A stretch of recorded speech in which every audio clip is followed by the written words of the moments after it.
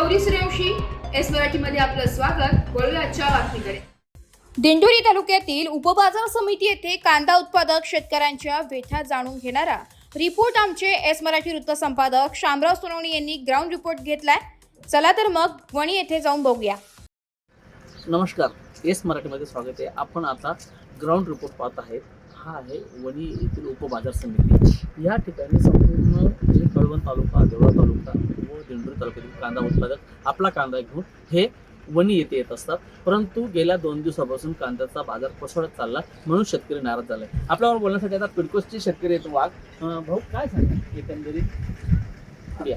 विषय अशाशी का आतापर्यंत बरंच सरक नव्हतं, पण 2022 जावं लागत होतं. तेव्हा ते या 2-4 दिवसात कांदा परत 1000-1200 वर गेला राव. म्हणजे नेमकं करा ना काय भाऊ आता असे. आता आमना विद्यालय काही डोकं चालत नाही.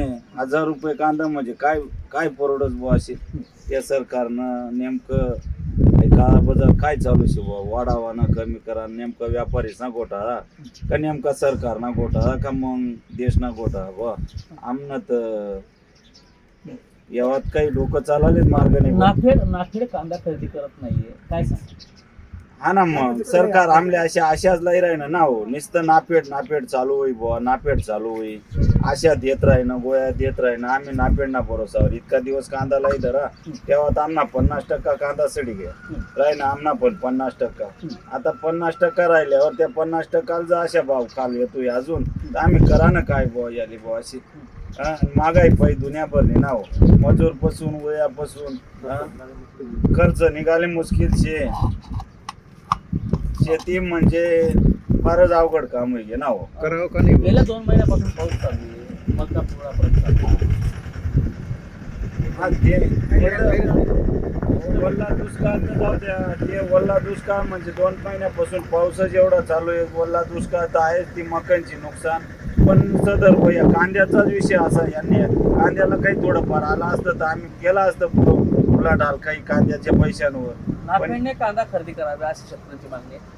काय वाटतंय का त्याचं? नाफेड झालंच नाही यापुढे. त्याचं अफवा आहे फक्त. त्याचं अफवा आहे. नाफेडने खरेदी करावी. चालू काय आहे त्याचा भाव काय नीट कळायला मार्गाने. नाफेड तरी चालू झालं, पण भाव कुठे करतो, कोण खरेदी करते कळत नाही ना. कुठे झाले फसवेगिरी कळवून. भाऊ, तुम्ही पावसात भिजत आले, कांदा आणला, कांदा सुका आहे, कोरडं दालपत्र लागले, तुम्ही ओले झाले, पण तुमची काय मागणी सरकारकडे? मागणी काय, हा कांद्याचा थोडाफार बाजार वाढायला पाहिजे. वाढायला पाहिजे तर महाग वाढायला पाहिजे. आज एकंदरीत तो विषय घेतला, कांद्याला काही प्रॉब्लेम नसतात. पाहिला तर मजुरी किती झाली माणसाची. परत आज पीक आता ओला पाण्यामुळे मका खराब झाला आहे.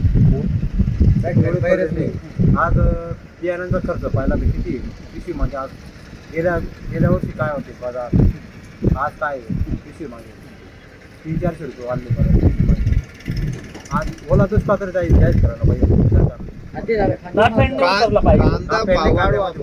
थोडेफार बाजार शेतकऱ्यांना थोडेफार मिळतील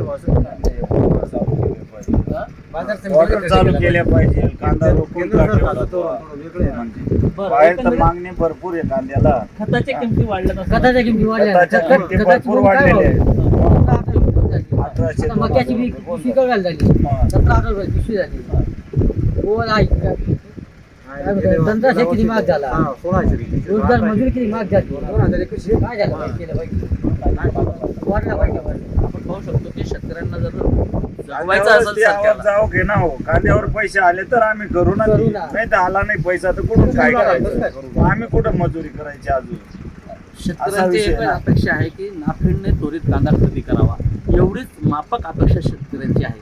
कारण की 2 पैसे शेतकऱ्यांना आज कांद्याच्या उत्पन्नातून मिळतील व खरीप तर परिपूर्ण वाया गेलेला आहे. 2 महिन्यापासून सतत कोसळणाऱ्या पावसामुळे खरीप पिकाचं नुकसान झालेलं आहे. पेरणी काही ठिकाणी झालेली नाही, काही ठिकाणी मका टाकलाय, परंतु तो मका सुद्धा आता पूर्ण पिवळा होत चाललेला आहे. म्हणजे मकाची जी वाढ आहे ती आजच खुंटलेली आहे. म्हणून त्यासाठी शासनाने काहीतरी निर्णय घेऊन नाफेड त्वरित कांदा खरेदीसाठी उतरावा, एवढीच मागणी संपूर्ण कांदा उत्पादक कळवण तालुक्यातील शेतकऱ्यांनी केली आहे.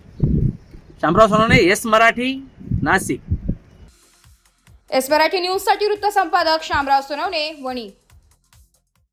अशाच नवीन ताज्या घडामोडी जाणून घेण्यासाठी आमच्या एस मराठी न्यूज चॅनलला लाईक करा, शेअर करा, सबस्क्राईब करा आणि बेल आयकॉनला क्लिक करायला विसरू नका.